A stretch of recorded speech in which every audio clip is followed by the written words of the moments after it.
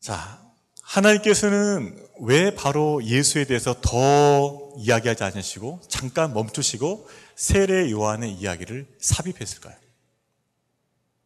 그것은 이유가 있습니다. 우리 2절과 3절 말씀 한 번 더 읽어보겠습니다. 2절과 3절 말씀. 선지자 이사야 그래 보라 내가 내 사자를 내 앞에 보내노니 그가 내 길을 준비하리라. 광야에 외치는 자의 소리가 있어 이르되 너희는 주의 길을 준비하라. 그의 오실 길을 곱게 하라. 기록된 것과 같이. 하나님은 어떤 분이신가? 하나님은요, 말씀을 먼저 주시고 그 말씀을 성취하시는 분입니다. 먼저 말씀을 주시고, 먼저 언약을 주시고, 먼저 언약의 말씀을 주시고, 그 말씀을 하나님께 성취하시는 분이세요. 그 하신 말씀을 어찌 행하지 아니하시랴. 구약의 선지자를 통해 주신 그 말씀, 이사야를 통해 주신 그 말씀이 반드시 성취되게 하신다는 거죠. 그 말씀이 이제 성취가 되는 것입니다. 선지자 이사야의 글에 그러나 사실 보라 내가 내 사자를 내 앞에 보내노니 그가 내 길을 준비하리라. 이 말씀은 이사야에서는 없는 말씀이에요. 이 말씀은 말라기 3장 1절 말씀입니다. 이사야 말씀은 그 뒤에 있는 말씀이에요. 광야에 외치는 자의 소리가 있어 이르되 너희는 주의 길을 준비하라. 그의 오실 길을 곱게 하라. 이 말씀만 이사야에서 40장 3절 말씀이에요. 자, 그러면 왜 이사야라고만 했는가? 그것은 구약의 대표적인 선지자가 이사야이기 때문에 그렇습니다. 그래서 통칭해서 이사야 글이라고 한 것이죠. 아무튼 말라기를 통해서 또 이사야를 통해서 하나님께서 그가 약속하신 메시아를 보내기 전에 그 앞서서 한 사자를 보내겠다고 약속하신 거예요. 그 약속대로 그 한 사자를 보내는데 누구예요? 그 사자가 세례 요한이라는 것입니다. 결국 세례 요한이 예수님보다 먼저 온 것은 하나님의 언약의 말씀을 성취하는 의미가 있어요. 자, 그것만인가? 아니라는 거죠. 또 하나가 있어요. 무엇이냐? 세례 요한이 예수님보다 먼저 온 것은 중요한 영적 의미가 있습니다. 그것은 예수님이 어떤 분인가를 더 분명하게 조명하기 위해서 그래요. 고대는요, 왕이 행차하거나 왕이 전쟁에서 승리하고 돌아오게 되면은 반드시 왕의 행차를 알리는 사람들이 먼저 나갔어요. 그 서식꾼들이 먼저 나갔어요. 그래서 왕이 온다는 소식을 알리는 거죠. 왕이 오십니다. 왕이 오십니다. 그럼 어떻게 해요? 사람들은 뭐예요? 왕이 오심을 알고 그 길을 닦겠죠. 치우겠죠. 준비하겠죠. 그리고 엎드려 있겠죠. 왕이 행차하실 때 합당하게 왕을 대우할 수 있도록 준비되게 만드는 거예요. 그래서 왕 앞에 사자를 보내는 거예요. 왜? 왕을 왕답게 대우하기 위해서. 왕을 왕답게 접대하기 위해서 사자를 보내는 거죠. 마찬가지입니다. 하나님께서 왜 예수님보다 앞서서 세례 요한을 보냈는가? 그것은 왕 대신 예수님의 그 앞길을 준비하게 하라. 예수님이 왕으로 오신다는 그 소식을 위해서 미리 세례 요한을 통해서 그 소식을 알려주는 거예요. 그래서 길을 닦는 거예요. 준비되게 하는 거예요. 예수님이 오셨을 때 그분을 맞이하게 만드는 거예요. 그래서 세례 요한을 먼저 보낸 겁니다. 결국 세례 요한이 먼저 왔다는 것은 그 뒤에 오시는 예수님이 누구라는 거예요? 왕이라는 거예요. 온 땅을 다스리는 왕이시고 우리를 다스리는 왕이라는 그 증거가 세례 요한입니다.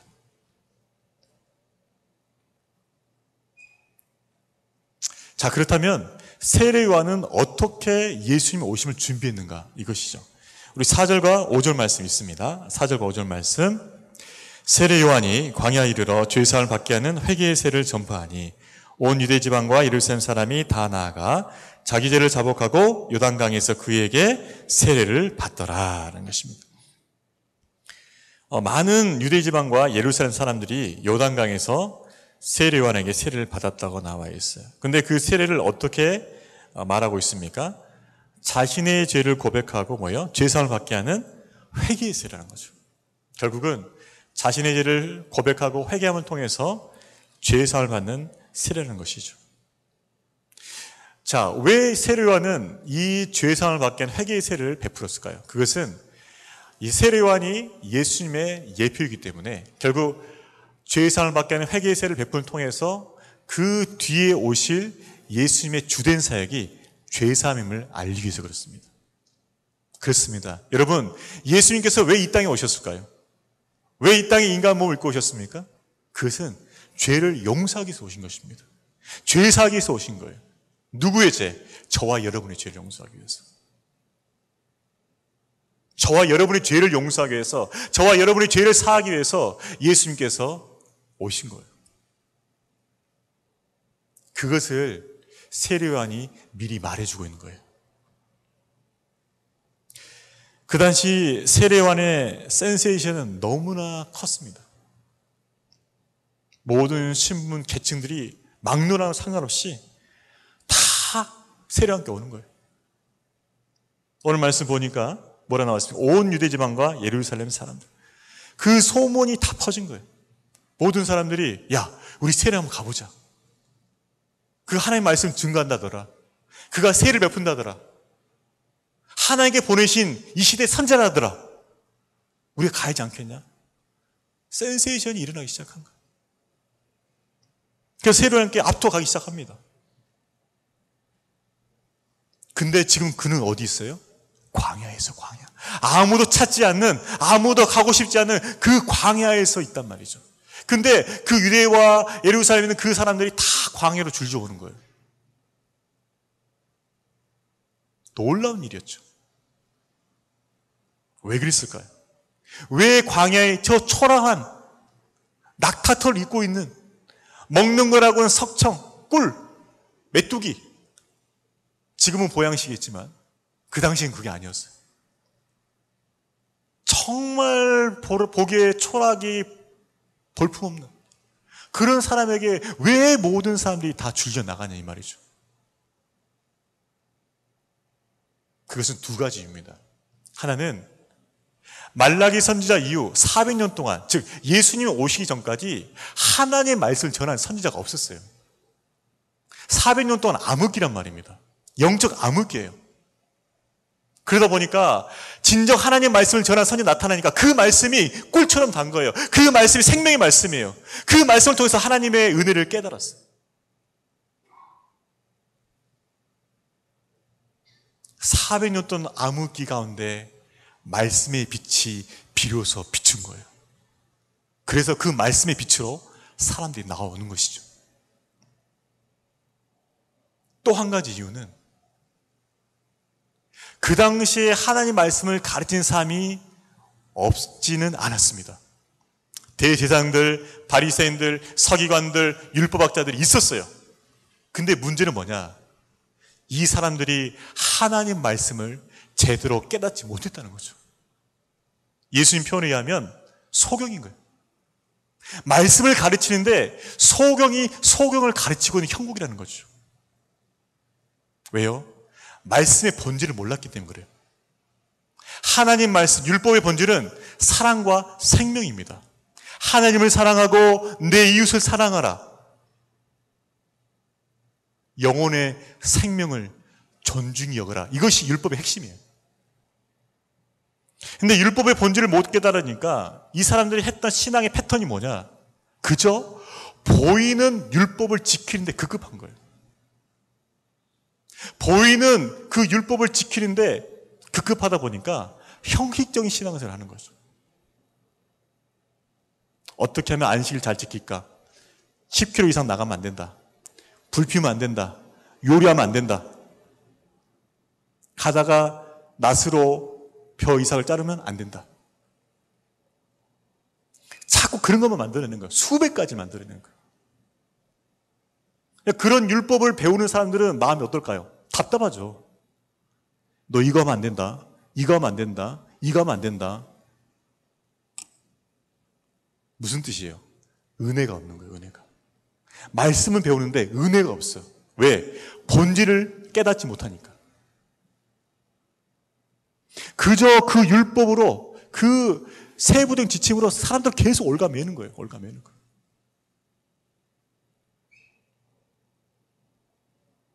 결국 그들은 엉뚱한 방향으로 신앙을 가르치기 시작했습니다. 고르반. 고르반이 무엇이냐면 예수님 당시에 바리새인들이 가르치던 거예요. 너희가 마땅히 부모를 섬겨야 되고 공양해야 되는데 그 공양하고 싶은 물건이 그때 마침 하나님께 드리고 싶은 마음이 생기면 하나님께 드려도 된다는 거죠. 하나님께 소원이 된다는 거예요. 그러면서도 부모님께는 드리지 않아도 된다고 가르친 거예요. 자, 그런데 십계명에서 뭐라 가르쳐요? 내 부모를 뭐예요? 공경하라 가르치나. 자기들이 만든 그 전통을 통해서 그 십계명을 깨뜨려 버리는 거예요. 그래 놓고도 부모님은 공양 안 하고 하나님만 섬긴다고 맨날 교회만 나와 있고 맨날 기도만 하고 맨날 뭐 드린다 하지만은 부모나 가족이나 이웃들을 전혀 살펴보지 않는 이 사람들을 경건하다는 거예요.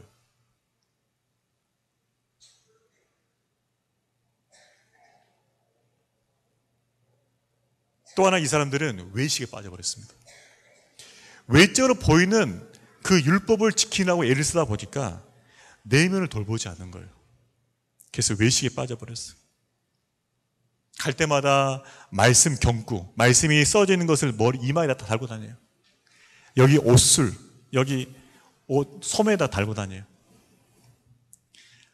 외투 끝자락에 달고 다녀요. 집에다가 우리 문패에다 말씀 달고 다녀요. 어디 가든지 말씀을 달고 다녀요. 근데 무엇이 문제냐? 말씀에 대한 경외함은 없어. 말씀은 자랑해. 내가 말씀을 가까이 한다고 자랑은 해. 하지만 말씀에 대한 경외함은 없어요. 그래서 뭐예요? 순종의 열매를 맺지 못하는 거예요. 기도? 정말 기도 잘했습니다. 일주일에 2번 금식했어요. 여러분 여기서 일주일에 2번 금식한 사람 있어요? 없잖아요. 이 사람들 문제는 뭐냐? 금식 기도하는 것에 티를 내는 거예요. 오늘같이 주일에 딱 와가지고 장로님 저 이번 주 2번 금식했거든요. 칭찬해 주세요. 금식을 자기 자랑으로 삼는 거예요. 금식의 뜻이 뭐예요? 원래 본질이 뭐예요? 하나님 앞에서 자기를 부인하면서 그분 뜻에 복종하고자 금식하고 있는 거거든요. 근데 이 사람도 금식을 어떻게 이용하고 있어요? 자기 경건의 자랑으로 삼고 있잖아요, 지금. 또 길거리에서 기도합니다. 길거리에서 시장에서 딱 가가지고 시장 사람들이 딱 잘 보는데 거기 딱 가지고 서서 경건한 기도를 해요. 기도하면서 무슨 생각할까요? 안북의 집사가 날 보고 있겠지? 저 상점이 날 보고 있겠지? 나를 경건한 랍비라고 말해주겠지? 그 생각하면서 기도하는 거예요. 결국 말씀에 대한 경외함도 없죠. 기도도 자기 자랑을 해서 기도하죠. 그래서 예수님께서 이들을 뭐라고 말씀하십니까? 너희들은 무덤과 같다는 거죠. 평토장은 무덤. 보일 때는 나이스해요. 좋아. 근데 그 안에 뭐가 들었어요? 뼈와 썩은 뼈 뭐예요? 더러움이 드는 거죠. 그 당시 신앙생활했던 모습이 이런 것이란 말입니다. 그러니까 그들의 입에 선포되는 그 말씀이 능력이 없지요. 왜요? 율법주의에 빠져 있고 외식에 빠져 있으니까. 그런 상황 속에서 하나님 말씀을 제대로 전하는 그 요한의 그 말씀은 마치 생명수 같았습니다. 정말 기갈건대에 빠져있는 그 영혼들에게 정말 달고 단 그 생명수였어요. 어둠 가운데 그 영혼들 가운데 빛이 됐어요. 그래서 그 수많은 무리들이 줄지어서 세례 연계 나온 것이죠. 여러분, 우리 삶이 비록 광야에 있다 할지라도 우리가 하나님을 인격적으로 만나고 있으며 그분의 말씀을 증거하고 있을 때 하나님께서 우리에게 영혼을 보낼 줄로 믿습니다. 그곳이 광야라 할지라도, 우리가 광야에 있다 할지라도 우리 안에 하나님 생명이 있고 우리 안에 하나님 말씀이 있다면 그 영혼들이 온다는 거예요.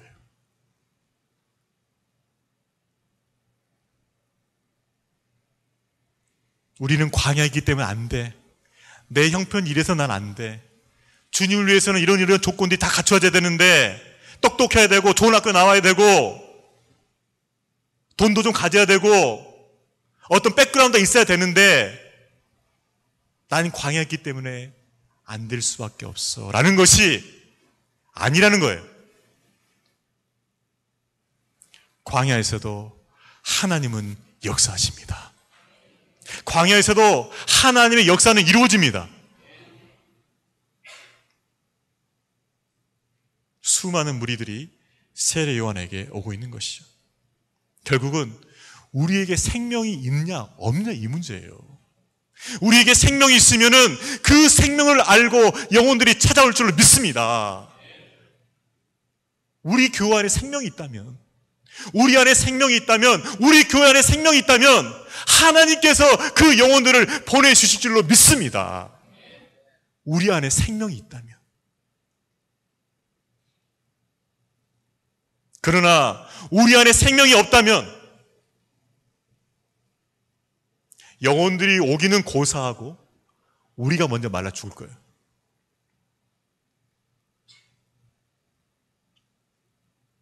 우리 많이 하는 열교는 끊이지 않는 생명의 샘이 되기를 축복합니다. 그것이 우리의 소망이에요.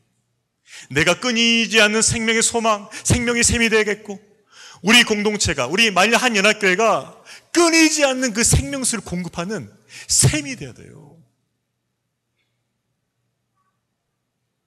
마치 광야의 오아시스처럼. 우리 얼마나 많은 방문객 또 왔다 가요. 그죠? 근데 올 때마다 뭘요? 이야, 우리 만일 하나 겨누면 꼭 오아시스를 만난 것 같다. 한 분 한 분이 정말 귀하고 따뜻하고 생명이 있고 정말 살아있는 교회 같다. 그런 고백이 있다면 우리는 우리의 사명을 잘 감당하고 있는 줄로 믿습니다. 광야에 있지만 생명 있는 자에게는 하나님께서 영혼을 보내주셔요. 자, 이렇게 놀라운 인기를 누리고 있는 세례 요한, 당대의 최고의 선지자였습니다. 우리 같으면 어떻게 반응했을까요? 인기 치솟는 거죠. CT에서 지금 난립니다. 각종 교회에서 초청이 왔어요. 여기저기 집회 공연 해달라고 주문이 오기 시작했어요. 청와대 조창기에 오라고 알 수 있어요. 그런 상황이에요, 지금. 내 실감나게 말해서 지금 그런 상황이라고요, 지금. 당대 종교 엘리트들이 다 찾았을 정도니까. 자, 이렇게 놀라운 인기를 구가하고 있었던 세례 요한. 근데 그의 반응은 어떻습니까? 우리 7절과 8절 말씀 있습니다. 시작. 그가 전파하여 이르되 나보다 능력 많으신 이가 내 뒤에 오시나니 나는 굽혀 그의 신발끈을 풀기도 감당하지 못하겠노라. 나는 너에게 물로 세례를 베풀었거니와 그는 너희에게 성령으로 세례를 베푸시리라. 놀라운 인기를 구가하고 있었던 세례 요한이지만 하나님 앞에서 그는 매우 겸손한, 자기를 낮추는 선지자였음을 알 수 있습니다. 여기서 신발끈을 푼다는 것은 종이 상전에게 하는 행동이었어요. 그 당시 고대 군동에서 주인이 밖에서 시간을 갖고 집으로 들어오면은 종이 반드시 그 주인의 신발끈을 풀었습니다. 그리고 세숫다에 물을 담아서 그 주인의 발을 씻겼어요. 그걸 말하는 거예요, 지금. 그러니까 아주 천한 일이죠. 왜요? 주인의 지금 샌들에 뭐가 묻어 있습니까? 먼지가 묻어 있거든요. 그 먼지를 닦고 발을 씻겨야 되니까. 아주 천한 일이에요. 그 당시 랍비의 교훈은 이런 게 있었습니다. 학생은 종이 주인에게 하는 것처럼 그 스승에게 해야 한다는 거죠. 아주 엄했습니다. 그 당시에는. 스승과 제자 관계는 거의 주인과 종과의 관계였어요. 근데 마지막에 단서가 달렸어요. 하나. 뭐냐? 그러나 종이 주인의 신발끈을 푸는 것만은 제외한다. 그게 뭐예요? 종이 주인이 하는 것처럼 제자들 스승에게 다 해야 된다는 거예요. 근데 딱 한 가지는 안 해도 돼. 뭐예요? 스승의 신발끈은 안 풀어도 된다는 거죠. 그게 무슨 뜻입니까? 그만큼 천한 일이란 뜻이에요, 그게. 근데 세례요한은 뭐예요? 나는 그것조차도 할 수 있는 사람이 아니라는 거예요. 그것조차 할 수 없다, 자격이 안 된다, 그런 말하는 거예요. 여러분, 지금 유대사와 예루살렘 지금 난리입니다. 세례요한 초청해서 지금 난리예요, 지금. 기자들 오고 있어요, 지금. 청와대 초창기도 오라고 지금 난리예요, 지금. 근데 이분의 고백이 놀랍잖아요. 나는 내 뒤에 오실 그분의 신발끈도 매일 수 없는 그런 아주 작은 자입니다, 고백하는 거죠. 여러분, 이렇게 고백할 수 있겠어요? 우리의 그 교만해진 마음, 우리의 그 높아진 마음을 추스르기 바쁘겠죠, 우리. 그는 왜 이렇게 극단적으로 자기를 낮추고 있을까요? 겸손해질까요? 그것은 세례 요한은 자기 뒤에 오실 예수 그리스도가 어떤 분인지를 제대로 안 거예요. 여러분, 우리가 언제 겸손한지 아십니까? 내가 겸손해진다고 해서 겸손해진 거 아니에요. 나 겸손해야지. 그래, 나 겸손하자. 그럼 겸손해집니까? 그렇게 해서는 100번 해도 안 돼요. 그럼 어떻게 겸손이 가능하냐? 나를 구원하신 예수님이 어떤 분인지를 제대로 알 때만 겸손해져요. 그분이 얼마나 놀라우신 하나님이시며 나는 얼마나 비천한 죄인인가, 그리고 그분이 내게 베푸신 은혜가 얼마나 크고 놀라운 것을 알기 전까지는 겸손 못해요.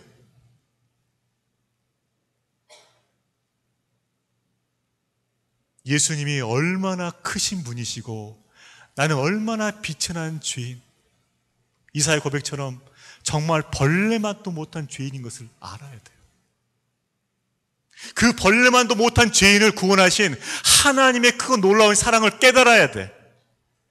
그때 비로소 겸손이 가능해요.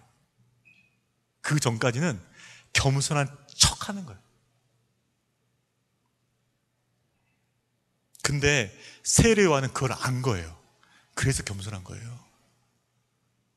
뒤에 오실 예수님이 어떤 분인지 아니까 나는 그분의 신발끈도 맬 수 없는 그런 비천한 존재예요.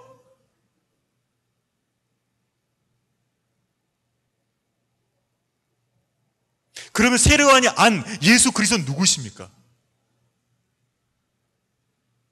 세례 요한의 세례는요, 자기가 지은 죄를 고백하고 회개하고 용서받는 세례였어요.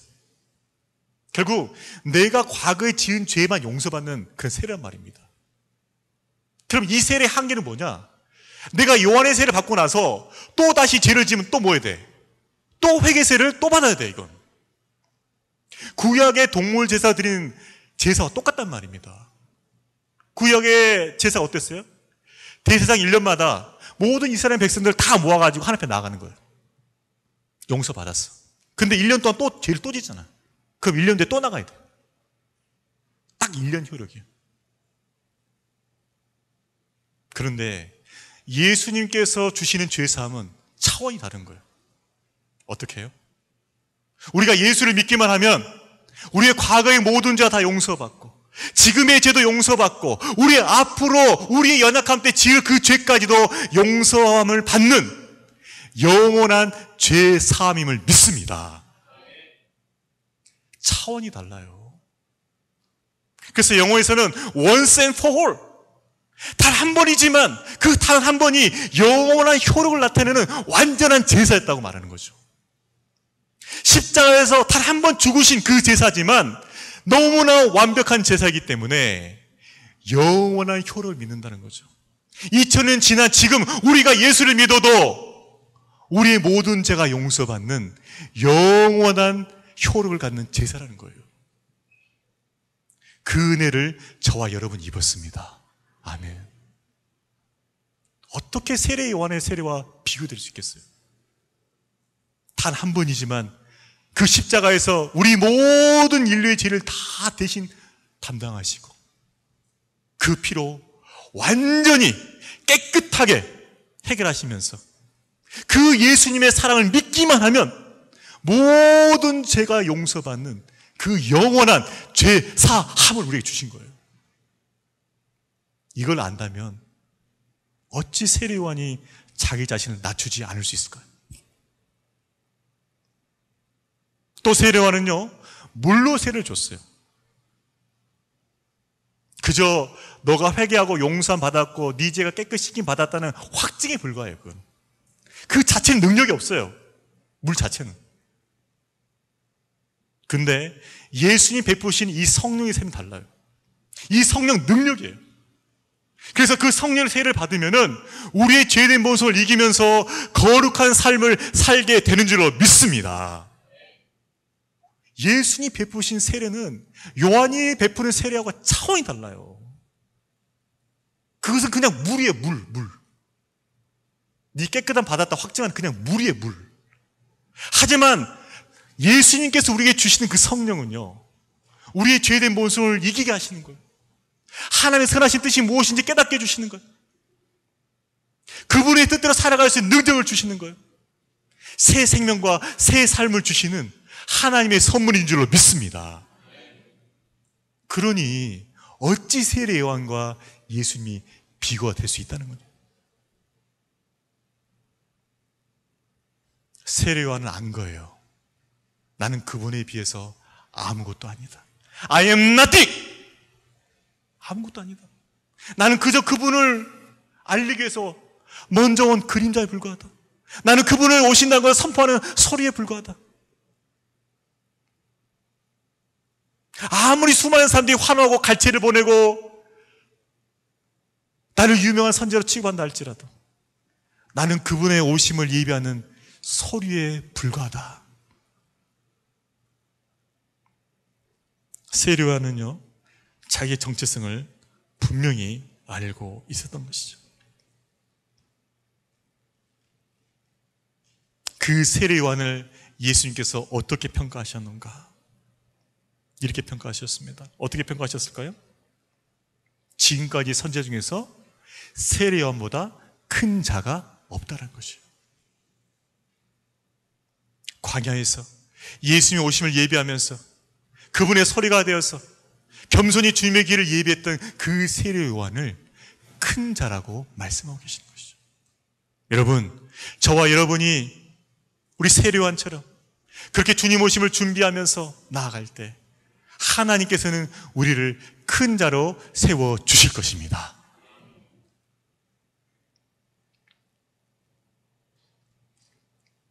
자, 그렇다면 우리가 한 번 더 생각할 게 있어요. 자, 그러면 세례 요한은 여기서 끝난 것인가? 예수님 오기를 준비했던 그 선지자로서 잘 마무리하고 끝난 것인가? 라는 것입니다.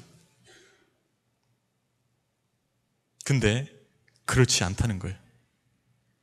세례 요한은 죽었지만 세례 요한이 했던 그 사역은 오늘날의 부활해서 우리의 사역이 되는 줄로 믿습니다. 오늘 본문을 통해서 주신 하나님의 메시지가 바로 그거예요. 세례 요한은 죽었다. 하지만 그 세례의 사역은 부활해서 너에게 다시 주어졌다는 것입니다. 여러분, 우리는 이 시대의 세례 요한입니다. 여러분 믿습니까? 하나님께 이 시대의 세례 요한을 우리 불러주셨어요. 왜요? 세례 요한은 예수님의 그 초림을 예비한 선지자였어요. 그러나 우리는 예수님의 재림을 준비하는 하나님의 종들인 줄 믿습니다. 그래서 우리는 이 시대의 세례 요한인 거예요. 우리 아들만 세례 요한 아닙니다. 여러분도 세례 요한인 줄로 믿습니다.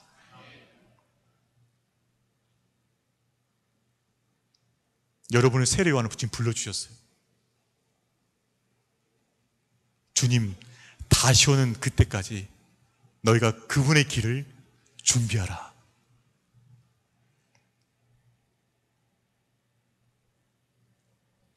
우리 마음속에 이렇게 고백됐으면 좋겠고 우리 입술로도 고백됐으면 좋겠습니다. 우리 가슴에 한번 손을 얹어볼까요? 손을 먼저 꼭 고백합시다. 나는 이 시대의 세례 요한입니다. 한 번 더. 나는 이 시대의 세례 요한입니다. 여러분 믿습니까? 주님 오실 길을 예배하는 세례요한을 여러분 불러주셨어요. 한 사람 한 사람을 다. 그러면 우리는 무엇을 준비해야 됩니까? 세례요한은 예수님의 오심을 준비했어요. 초림을 준비했어요. 우리는 예수님께서 하신 그 일을 증거하고 준비하는 거예요. 예수님께서 어떤 일을 하셨어요? 십자가의 구원입니다. 십자가의 사랑입니다. 그 십자가에서 하나님의 아들이 친히 인간의 몸을 입고 오셔서 우리의 모든 죄를 위해서 대신 돌아가신 거, 그 사랑 증거해야 돼요.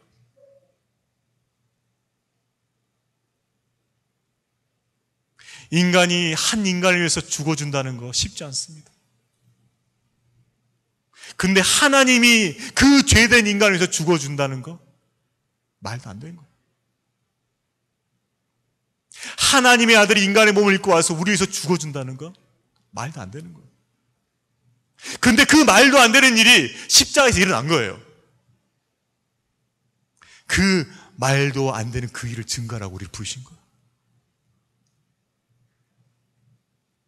그러나 우리가 그 십자가 사랑을 믿었던 것처럼 하나님께서 우리에게 보내신 그 영혼들이 십자가의 그 사랑을 믿게 될 줄로 믿습니다.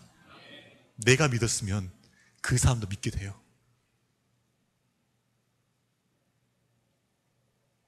또 한 가지 증거해야 될 게 있어요. 그것은 예수님이 다시 오시면 심판주로 오신다는 거예요. 이제는 마지막 때 그 행한 것을 가지고 선 악간에 심판하십니다. 예수님은 우리의 구원주가 되시고 우리의 심판주가 되신다는 것을 전해야 돼요. 이것이 이 시대의 세례 요한이 해야 할 일입니다. 예수님께서는 과거에 우리 구원주가 되셨고 이제는 심판주로 오신다는 그 증거를 우리가 전해야 된다는 것이죠.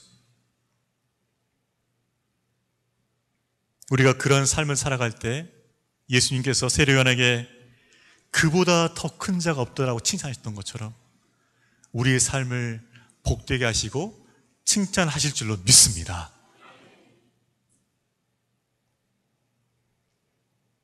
세례요한의 사역은 참 하나님께서 소리와 같이 인도하셨어요. 광야에 외치는 소리. 여러분, 소리가 어떻습니까? 소리가 내 입에 있을 때는 살아있죠. 그러나 그 소리가 나오고 나서 어떻습니까? 그 소리는 사라지는 거예요. 400년 만에 나타난 혜성 같은 선지자, 모든 인기를 구가했던 선지자. 그러나 그는 자신의 사역을 감당하고 이제 소리처럼 사라지는 거예요. 예수님 오실 길 준비하라고 그렇게 외치고 소리로서 살다가 소리처럼 사라지는 거예요. 그는 자신을 높이지 않고 예수님을 높이면서 소리와 같이 사라졌습니다. 여러분, 우리가 예수님을 증거할 때 우리도 세례 요한처럼 주님만이 증거되기를 원합니다. 다시 오실 주님만이 증거되기를 원합니다. 세례 요한처럼 그렇게 그는 흥하여겠고 나는 쇠하여야겠도다. 그렇게 주님 앞에 세례 요한처럼 쓰임받는 모든 주의 일꾼 되시기를 주의 이름으로 축원합니다. 여러분, 주님께서는 지금 말씀하고 계세요. 너는 이 시대의 세례 요한이다. 너의 삶이 지금 광야가 있다 할지라도, 너에게 생명이 있다면, 너에게 복음이 있다면 너에게 영혼의 열매가 맺힐 것이다. 비록 광야에서라도, 비록 그 삶의 광야에서라도 그 열매를 맺는 백성이 되라고 말씀하고 계십니다. 진정 이 시대에 세례 요한을 살아가는 저와 여러분 되기를 주의 이름으로 축원합니다.